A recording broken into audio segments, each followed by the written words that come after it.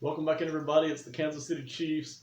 It is the 2021 offseason. We are actually doing something that I know some of you don't like to do, and that's looking ahead by a year to the 2022 offseason and the Chiefs cap space for then. I wasn't really necessarily planning on doing that, but then Dan Graziano and the NFL decided to put out a report on ESPN that said $208.2 million would probably be the most that the NFL would spend per team on players in 2022. And of course, for nerds like me, that's just like giving us a brand new toy to play with.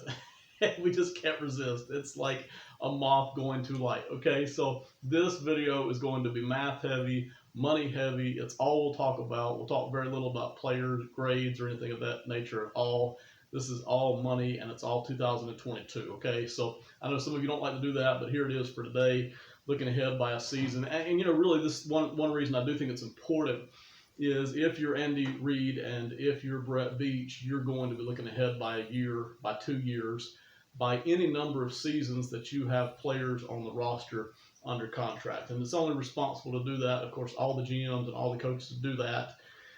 Even if, and they always are, mostly focused on the season coming up, like they should be, they have to peek ahead and see what's happening down the road so they don't get caught off guard, of course. All right, so 208.2 is the number that I mentioned.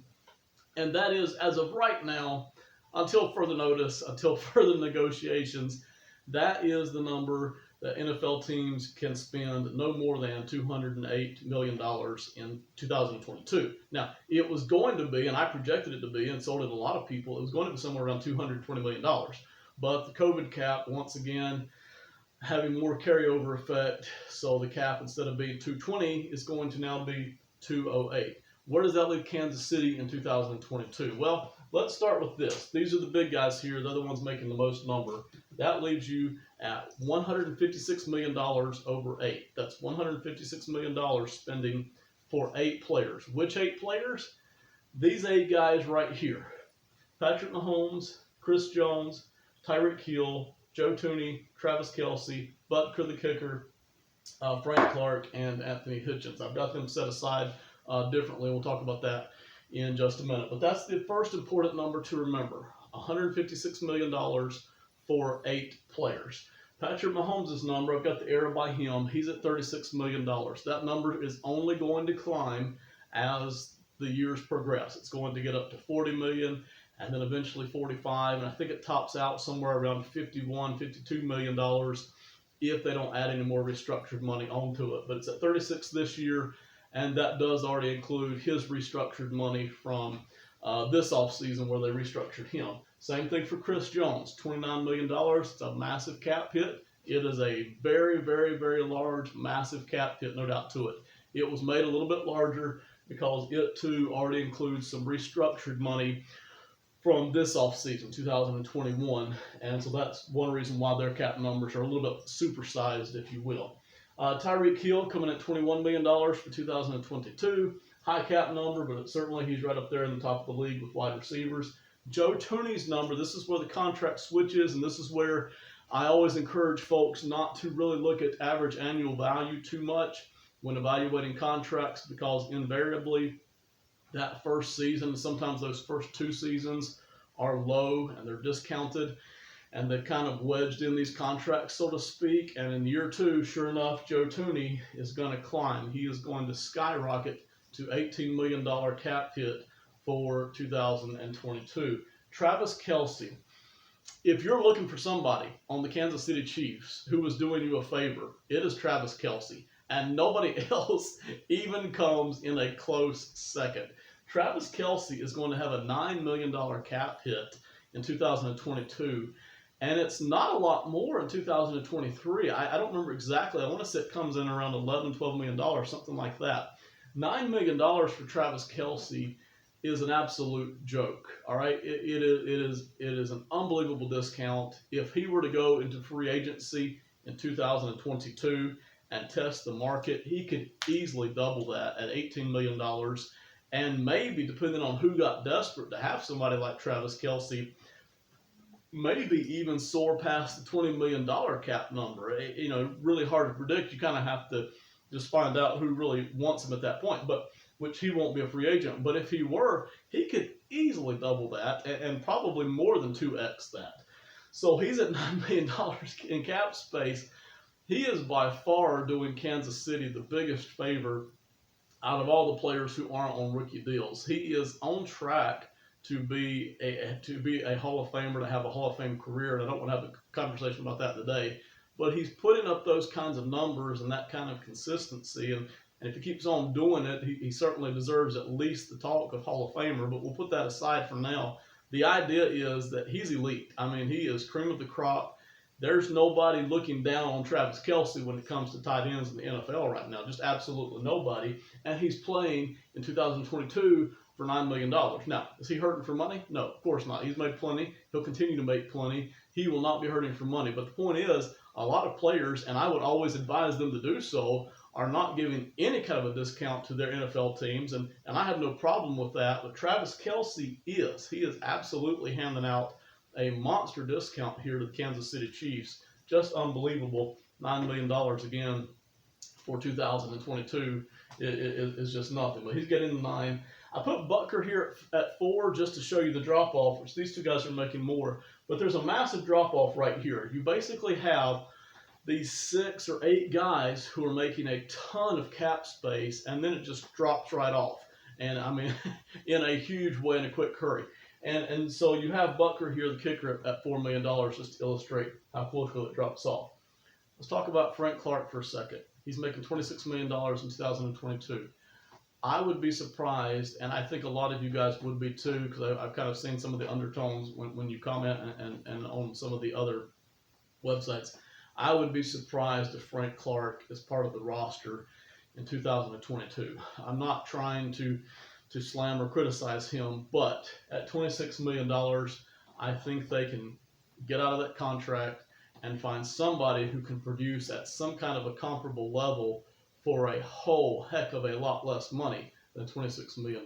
Now, what's the dead cap hit for Frank Clark? It's very large. It's $13 million. If they were to do a P61 cut, it would cut that down to, I don't know, somewhere like maybe $7 million, $8 million for 22, and then what's left of the 13 would fall into 23. So, not a huge deal either way. If you do cut him, though, you're going to be able to save $13 million in cap space. I think that's important. That's a move that I would make. I'm so certain that they're going to probably do that. And again, my predicting business doesn't go so well a lot of the times. Sometimes my crystal ball has a cloud and a crack in it, but I feel very comfortable in saying that Frank Clark is probably not on the roster in 2022. I think 21 will probably be his last year with Kansas City, barring some kind of a contract negotiation, which I don't think he's going to want to be a part of. And they're going to save $13 million in cap space by cutting him. They will have a DC of 13, and they'll have to decide whether they want to take all of that in 22 or split it up with a P61 cut for 22 and 23. Either way, though, they're saving $13 million at least. Anthony Hitchens is the second guy who's making a ton of money in 2022, and I don't expect him to be part of the roster in 22 either. He's making $13 million. I really do not think that he's even an average starter in the NFL. I know Kansas City projected him to be an above-average starter when they signed him to this contract, I think from the Cowboys a few years ago. He just simply has not produced at that level.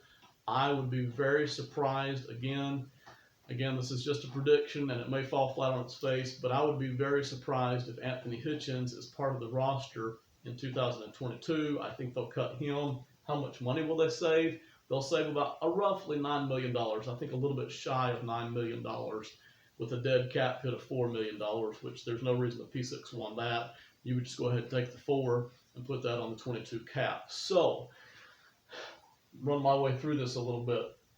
If they were to cut both of these guys in the 22 off season, which I expect them to do, then they're going to save about $22 million, maybe a little bit less than $22 million. And that changes these numbers right here from 156 over 8 to 134 over 6. And that would be $134 million for 6 players. Which 6? It would be these 6 guys right here. Okay, now that's 64% of your cap in 2022. That's still not a good number. Okay, if you're looking for a reference point, there are teams who will at the start of the 22 off season have a larger cap space devoted to 6 or 8 players. Okay, so I don't think Kansas City will be in the lead in that category. But if you're trying to run a physically sound, efficient operation, 64% for 6 players, including the dead cap hit off of these two guys, okay, including the 17 million dollar dead cap hit off of these two. Assuming that it's 64% of your cap, that's still not a good number, okay? It's not horrible. I like that number a lot better when I turn back around and look at who the 6 players are, okay? When it's Patrick Mahomes and Tyreek Hill and Travis Kelce and Chris Jones and Joe Tooney, when it's those guys, I'm like, okay, 64% is a lot. When I look around the NFL, I understand. They've got a good roster. They've got good players. They want to keep some of those. They've done a pretty good job, especially if they do these 2 moves here. They've done a pretty good job of kind of shedding some of the bigger contracts, especially the ones that weren't really maxing out performance-wise. Still, 64% is a lot. It's a lot of the cap to devote to just 6 players, but I do feel a whole lot better about that when I look at these guys here. These guys are magnificent, okay? Who's better than Mahomes? Who's better than Kelce? Who in the league would you want besides Tyreek Hill? Joe Tooney, while he's not elite, is an excellent player and an Iron Man coming in on the offensive line. And Chris Jones, of course, is an outstanding pass rusher, defensive tackle. Okay, so all things considered, while 64% is a large number, when you look at these players, I totally understand it. I get it. You know, who would want to let go of any of these guys? It is one of the reasons, though, that I'm going to throw this in here. It is one of the reasons, though, I cringed just a little bit when they made the Tooney deal. I don't hate the Tooney deal. I don't love the Tooney deal. It was almost a necessary evil. You know, they hadn't put any draft picks into the offensive line to speak of for 5 seasons. One of the reasons they hadn't done that was because they had good tackles and they just kind of hodgepodged the interior of the offensive line. Another reason they didn't put many draft picks into the offensive line over the past 5 seasons was because they were trying to fix the defense, and the defense was really the one thing trying to basically keeping them from actually winning Super Bowls. So I totally understand why they were diverting draft picks over into the defense as much as they could, and maybe, you know, kind of squeaking by on the offensive line. They've kind of started to revert back on that a little bit during this offseason. But that's one reason I cringe a little bit when I see 64% and I see them adding a Joe Tooney deal and then an Orlando Brown deal, which we'll talk about that on the next video. I do cringe a little bit because, again, the finances here are starting to get stacked. But I've seen worse. We've seen Philadelphia do worse. Philadelphia had the ability to put together a Super Bowl winning team and draft it, and then financially they just could not get it right.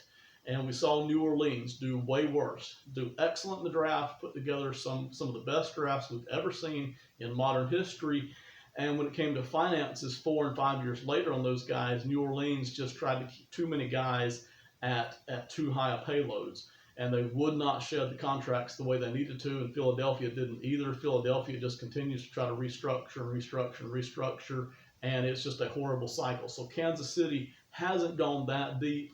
64% is a little awkward, but these guys, these are tremendous players. These aren't just these aren't just good players. These are, some of them, insane elite players. So I understand that. I'm not against that. It's just something to keep an eye on there on the finances. The important number to come out of this, though, is the 208 for the overall and the $134 million for 6 players. Okay? And that's assuming they let go of these 2 guys. Just when you thought that my videos couldn't get any more unprofessional, they're about to, okay? I'm going to pick up the camera and move it to a different board. I thought about breaking this up into 2 different videos, but I really want you to see this right now. So the $134 million for 6 players. Hang on. I'm going to make you motion sick for just a minute while we go over to another board, okay? Hang on with me for just a few seconds. You guys are already used to this anyway, okay? I'm sure of it. All right, here we go. This is the other board I wanted you to see. This is all the other players who are on the roster for 2022. This is it. As far as I know, unless I've just missed a name, and if I have, you can let me know. These are all the other players who are on the roster for 2022. If they're not on that board right over there that we just came from, those 8 players, and they're not on this board, then they're a free agent, okay? And we're going to be free agents in the next video, okay? But This is all the players that are on the roster for Kansas City. These guys here and the 8 that we just showed you. Those are the high-paid guys. These are the low-paid guys. And I think without exception, every one of these players that we're going to talk about right here is on a rookie contract. And either that or they are on some kind of a restricted free agency kind of a contract. These are the guys here who are playing good. They are young. They are on rookie contracts. And they are unbelievably, incredibly cheap, okay? It is insane in the NFL right now how the middle class, it hasn't disappeared. There still is a middle class, but most players live right here in this category, the rookie deals, the rookie contracts, the undrafted free agents signing 1 and 2 year deals, or they live over there in the ritzy section, okay? So let's go through this very quickly. I'm not going to spend a lot of time on these guys. I just want to get you guys a feel for it, and we'll get to this number right here, which is the most important.